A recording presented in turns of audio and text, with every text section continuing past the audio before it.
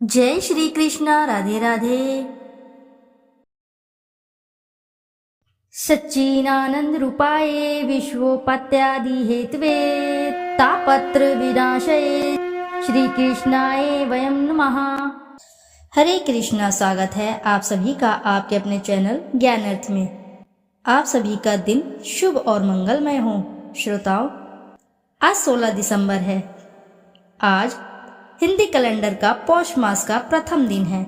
आज से आप रसपान करेंगे श्रीमद् भागवत महापुराण के अध्याय।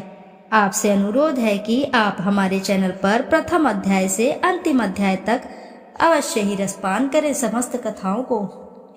आइए रसपान करते हैं श्रोताओं, ध्यान लगाकर श्रीमद् भागवत महापुराण का प्रथम अध्याय, जिसमें देवर्षि नारद जी की भक्ति से होती है भेंट। सच्चिदानंद स्वरूप भगवान श्री कृष्ण को हम नमस्कार करते हैं, जो जगत की उत्पत्ति, स्थिति और विनाश के हेतु तथा आध्यात्मिक, आधिदैविक और आदि भौतिक तीनों प्रकार के तपों का नाश करने वाले हैं। श्री कृष्ण भगवान को हम नमस्कार करते हैं।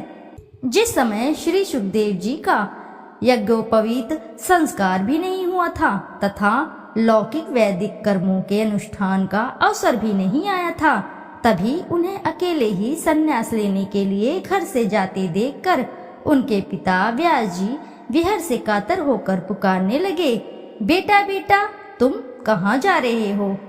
उस समय वृक्षों ने तन्मय होने के कारण श्री सुखदेव जी की ओर से उत्तर दिया था, ऐसे सर्वभूत हृदय स्वरूप श्री सुखदेव मुनि को मैं नमस्कार करता हूँ।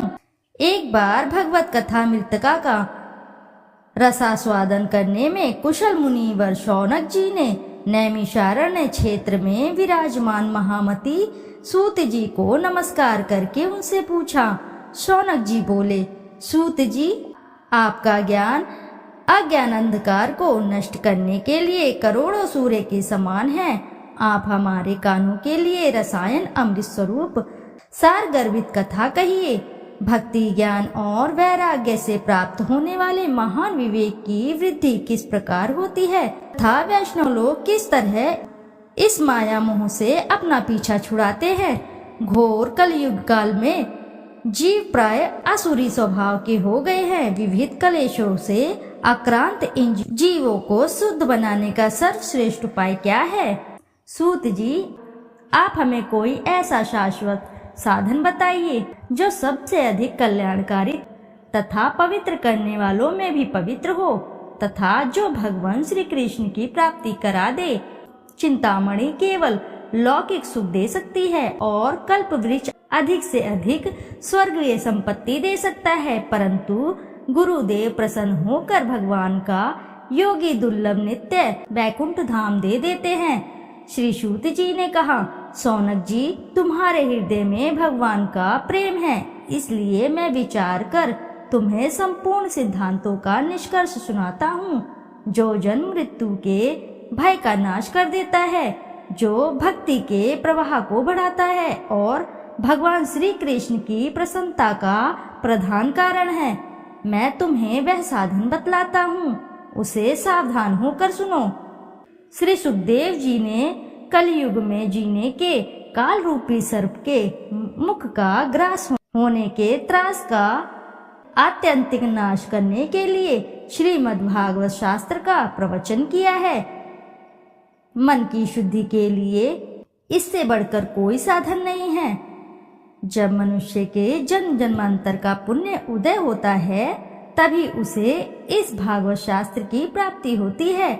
जब सुखदेव जी राजा परीक्षित को यह कथा सुनाने के लिए सभा में विराजमान हुए, तब देवता लोग उनके पास अमृत का कलश लेकर आए। देवता अपना काम बनाने में बड़े कुशल होते हैं, अतः यहाँ भी सबने सुखदेव मुनि को नमस्कार करके कहा, आप यह अमृत कलश लेकर बदले में हमें कथामृतिका का दान दीजिए। इस प्रकार परस्पर अदला बदली हो जाने पर राजा परीक्षित अमृत का पान करे। हम सब श्रीमद् भगवत रूप अमृत का पान करेंगे। इस संसार में कहाँ कांच और कहाँ महामूल्य मणि तथा कहाँ सुधा और कहाँ कथा। श्री सुखदेव जी ने यह सोचकर उस समय देवताओं की हंसी उड़ा दी। उन्हें भक्ति शून्य कथा का अनधिकारी जानकर कथामृत का दान नहीं किया। इस प्रकार यह श्रीमद् भागवत की कथा देवताओं को भी दुर्लभ है। पूर्व काल में श्रीमद् भागवत के श्रवण से ही राजा परीक्षित की मुक्ति देखकर ब्रह्मा जी को भी बड़ा आश्चर्य हुआ था। उन्होंने सत्यलोक में तराजू बांधकर सब साधनों को तौला। अन्य सभी साधन तौल में हल्के पड़ गए। अपने महत्व के कारण भागवत ही सबसे भारी रहा। यह देखकर सभी ऋषियों को बड़ा विस्मय हुआ। उन्होंने कलयुग में इस भगवत दूप भागवत शास्त्रों को ही पढ़ने सुनने से तत्काल मोक्ष देने वाला निश्चय किया। सप्ताह विधि से श्रवण करने पर यह निश्चय भक्ति प्रदान करता है। पूर्व काल में इसे दयापरायण सनकादि ने देवर्षि नारद को सुनाया था। यद्यपि देवर्षि ने पहले ब्रह्मा जी के मुख से इसे श्रवण कर लिया था, तथापि सप्ताह श्रवण की विधि तो उन्हें सनकादि ने ही बताई थी। शौनक जी ने पूछा, संसारिक प्रपंच से मुक्त एवं विचरशील नारद जी का सनकादि के साथ संयोग कहाँ हुआ और विधि विधान के श्रवण में उनकी प्रीति कैसे हुई?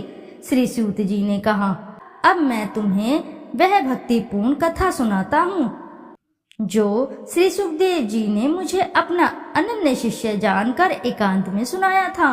एक दिन विशालपुरी में वे चारों निर्मल ऋषि सत्संग के लिए आए। वहाँ उन्होंने नारद जी को देखा। सनकादि ने पूछा, ब्राह्मण, आपका मुख उदास क्यों हो रहा है? आप चिंता दूर कैसे हैं?